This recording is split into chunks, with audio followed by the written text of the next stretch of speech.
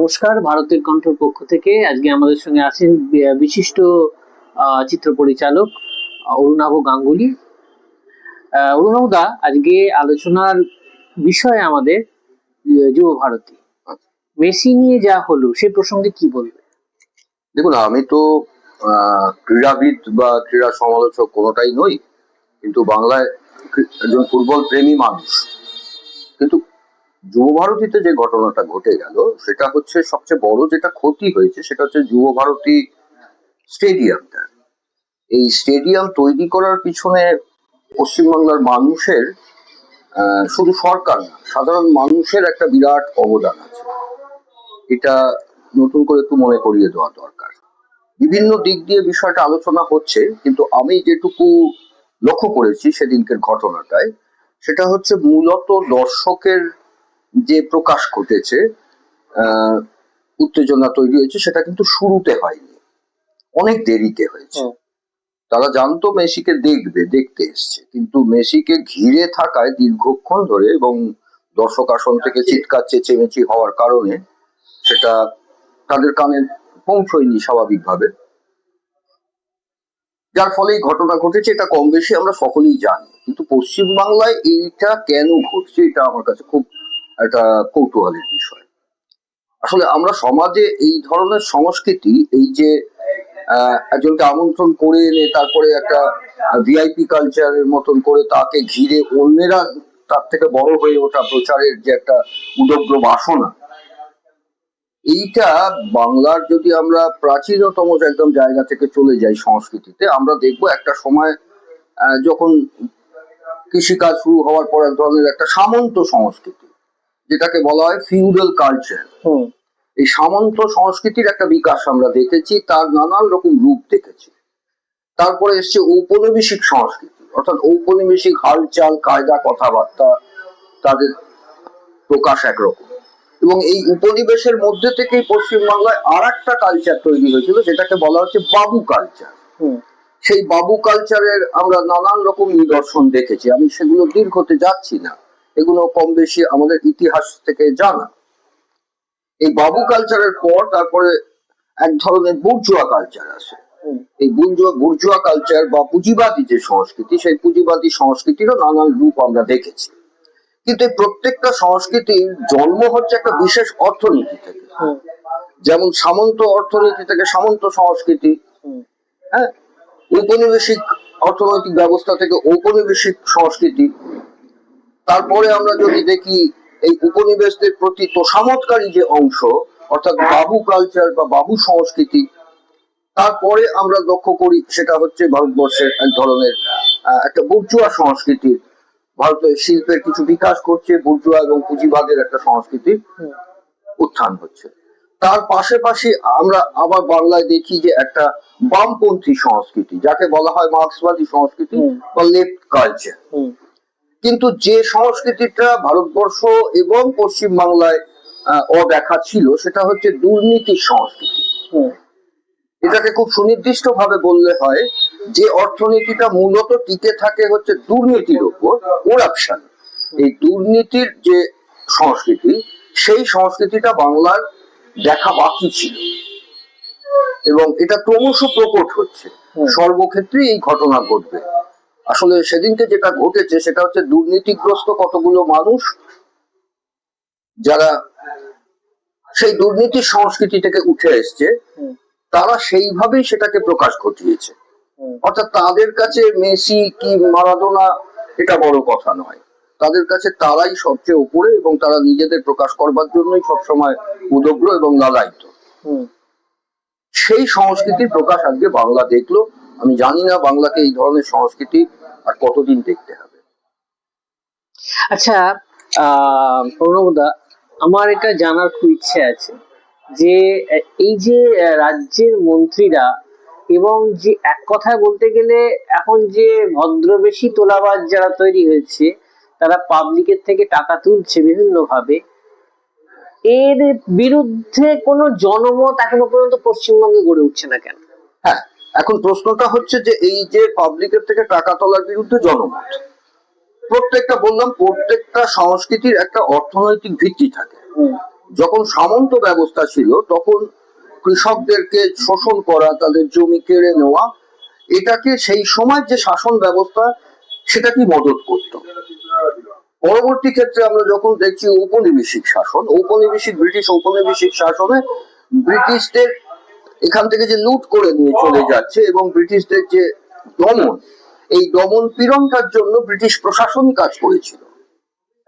অর্থাৎ তাদের শুধু অর্থনৈতিক ব্যবস্থা নয়, অর্থনৈতিক ব্যবস্থা একটা নির্দিষ্ট অর্থনৈতিক পদ্ধতিকে সে বাঁচিয়ে রাখার চেষ্টা করে এবং তার সমস্ত ব্যবস্থা দিয়ে সেটাকে রক্ষা করে। আমরা কিছুটা লক্ষ্য করলাম সেটা আমাদের এখানে একটা বামপন্থা সংস্কৃতির বিকাশ ঘটেছিল, কিন্তু বামপন্থী বা কমিউনিস্ট অর্থনৈতিক ব্যবস্থার কোনো বিকাশ পশ্চিমবাংলায় ঘটেনি, ভারতবর্ষেও ঘটেনি। পুঁজিবাদের একটা বিকাশ ঘটেছে, পুঁজিবাদী সংস্কৃতির কিছু বিকাশ ঘটেছে। এখন যেটা হচ্ছে সেটা হচ্ছে আসলে এটা পুঁজিবাদও নয়, এটা একটা তার ক্ষয়িষ্ণু একটা দিক। এটা এক ধরনের মানে ফ্যাসিবাদী একটা প্রবণতা, যে ফ্যাসিবাদী প্রবণতা গুলো আসলে এইরকম নীতিহীন দুর্নীতির মধ্যে থেকেই জন্ম নেয়, দুর্নীতির পাক থেকেই এটা জন্ম নেয়। এই যে তোলাবাজিটা শুধু নয়, প্রত্যেকটা ক্ষেত্রে তোলা নেওয়া, প্রত্যেকটা নিয়োগের ক্ষেত্রে দুর্নীতি করা, টাকা নেওয়া, সে সরকারি চাকরি হোক, স্কুলের চাকরি হোক, কলেজের চাকরি হোক, গ্রুপ ডির চাকরি হোক, এই যে দুর্নীতি বা এই যে তোলা, এইটাকে এই সিস্টেমটাকে রক্ষা করবার জন্য হচ্ছে প্রশাসন বা কাঠামো। এইটা কিন্তু যুগ যুগ ধরেই হয়ে আসছে। যখন যে ব্যবস্থা, তারা সেই অর্থনৈতিক ব্যবস্থাটাকে রক্ষা করবার জন্য সমস্ত রকম তার কাঠামোকে সেটা ব্যবহার করছে। সেই জন্য আজকে তোলাবাজিটাকে রক্ষা করবার জন্য কিন্তু প্রশাসনকেও ব্যবহার করা হচ্ছে। শুধু ব্যবহার করা হচ্ছে এটা নয়, প্রশাসনকে এর মধ্যে যুক্ত করা হচ্ছে। আপনি যদি গ্রামীণ ক্ষেত্রে যদি আপনি 100 দিনের কাজের কথা বলুন বা বিভিন্ন জব কার্ডের ক্ষেত্রে বলুন, সেখানে যে সমস্ত ম্যানিপুলেশন হচ্ছে, যে দুর্নীতি হচ্ছে, ভুয়ো নামে টাকা গেছে অথচ টাকা তোলা হচ্ছে, এই যে মাস্টার রোল পেশ করা হচ্ছে, এই মাস্টার রোলে আপনি দেখবেন, খেয়াল করে, এখানে কিন্তু প্রশাসনিক স্তরের বিডিও এসডিওরাও যুক্ত থাকছে। এমনকি পুলিশ প্রশাসনকেও ব্যবহার করা হচ্ছে।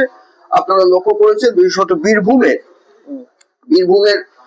খুব তৃণমূলের খুব দুর্দণ্ড প্রভাব বিতর্কিত নেতা অনুব্রত মন্ডল, তার অ্যারেস্টের পর তো জানা যায় যে পুলিশের মাধ্যমে কত টাকা লেনদেন চলতো। অর্থাৎ পুলিশ এখানে কিন্তু একটা পিয়নের কাজ করতো, শুধুমাত্র তাকে রক্ষা করতো না, পুলিশ টাকা তুলে এনে দেওয়া, পৌঁছে দেওয়া, এমনকি ওই সুদূর বীরভূম থেকে আবার কলকাতার কালীঘাটে পৌঁছে দেওয়া বা শেক্সপিয়ার সরণিতে পৌঁছে দেওয়ার দায়িত্বটাও কিন্তু পুলিশ নিত।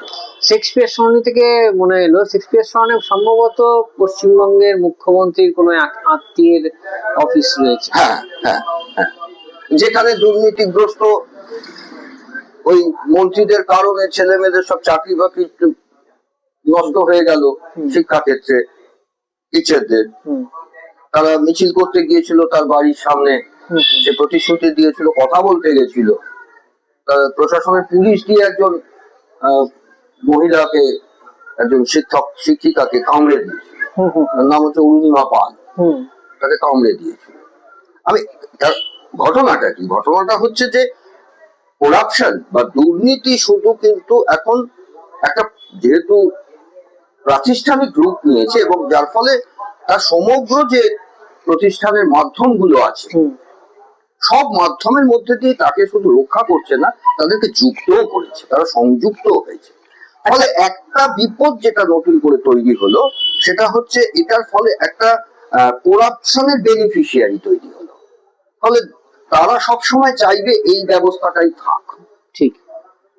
আচ্ছা, কুণাল ঘোষ সম্প্রতি এটা ফেসবুকে পোস্ট করেছিলেন যে বাম আমলে সুভাষ চক্রবর্তীকে দেখে নাকি মারাদোনা রাগান্বিত হয়েছিলেন, এবং পরবর্তীকালে যখন যুব ভারতীতে তিনি এই যে বিখ্যাত সেই ছবি ফুটবলের শট মারার, যখন তিনি কলকাতায় এসেছিলেন আর কি, তারপর নাকি তিনি বাম মন্ত্রীদের সঙ্গে দেখা পর্যন্ত করতে চাননি।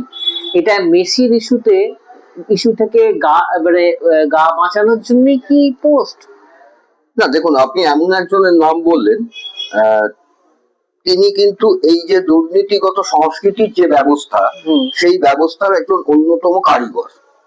সৈনিক বলেছেন। হ্যাঁ, একজন সৈনিকও বটে, কারিগরও বটে। ফলত তার প্রশ্নের উত্তর আমার দিতে নিজেরই খুব মানে খারাপ লাগে। খুব খারাপ লাগছে। মানে অ্যাকচুয়ালি যদি বলেন খানিকটা ঘেন্নাও লাগছে। আপনি যদি এখন আমাকে বলেন যে আপনি একটু নর্দমায় নেমে একটু এসে বলুন তো নর্দমার জলটা কতটা আছে, ব্যাপারটা যেরকম দাঁড়ায় এটাও খানিকটা সেই রকম হচ্ছে।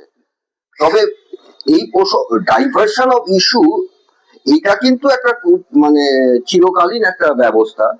সবসময় শাসকরা চায় যে যখন সমাজে কিছু সমস্যা দেখা যায়, তখনই একটা অন্য কোনো সমস্যা, যেটা আদতে মানুষের জীবনের সমস্যা নয়, সেইটাকে বড় করে হাইলাইট দেখানো করা। হয়, যাতে মানুষ সেইটা নিয়ে কিছুদিন ব্যস্ত থাকে।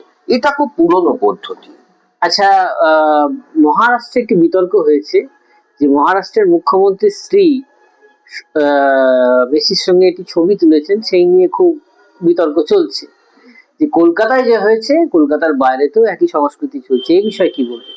না, কলকাতায় আর কলকাতার বাইরে আমার দেশের যে অর্থনৈতিক যে ব্যবস্থা, এবং এই যে মানে যেটাকে বলা হচ্ছে ধান্দার যে পুঁজিবাদ, সেটা তো একটা নতুন সংস্কৃতির জন্ম দিচ্ছেই। ঠিক। কিন্তু কলকাতায় যে ঘটনাটা ঘটেছে সেটা হচ্ছে যে আহ, মানে ওই কালীঘাটের ব্যানার্জি পরিবার বা বিশ্বাসের পরিবার মন্ত্রীর, যিনি ওখানে পুরোটা ঘিরেছিলেন অরূপবাবু, এই পরিবারের লোকজনকে এনে যেভাবে পুরোটাকে ঘিরে রাখা হয়েছিল। দেখুন, যারা নিজেদেরকে ভিআইপি মনে করে, যদি তারা ভিআইপি হয় তাহলে তারা মেসির সঙ্গে তার হোটেলে হোক, তার রেস্টরুমে হোক, গেস্ট রুমে হোক দেখা করা, অটোগ্রাফ নেওয়া, এগুলো করতেই পারতেন। কিন্তু মানুষকে অর্থ দিয়ে টিকিট বিক্রি করে ডেকে আনিয়ে তাদের মুখের সামনে তাকে ঘিরে রাখা, এই কালচারটা কিন্তু কোথাও ঘটে। সেই কালচারটা কিন্তু আমাদের এই মুহূর্তে আমাদের দেশের অন্য কোথাও ঘটে। এমন আপনি লক্ষ্য করবেন যে হায়দ্রাবাদে বা মহারাষ্ট্রের ক্ষেত্রে মূলত অন্যান্য খেলোয়াড়রাই তার আশেপাশে ছিল, এবং মেসি ওখানে খুব নিশ্চিন্তেই খানিকটা ঘোরাফেরা করতে পেরেছেন, খেলাধুলো করতে পেরেছেন। ঠিক। তাহলে আজকের মতো আলোচনা এখানেই ইতি। পরবর্তীকালে অর্ণবদা আমাদের সঙ্গে আবার থাকবেন এবং আমাদের আলোচনার বিষয় হবে অন্য কিছু। ততক্ষণ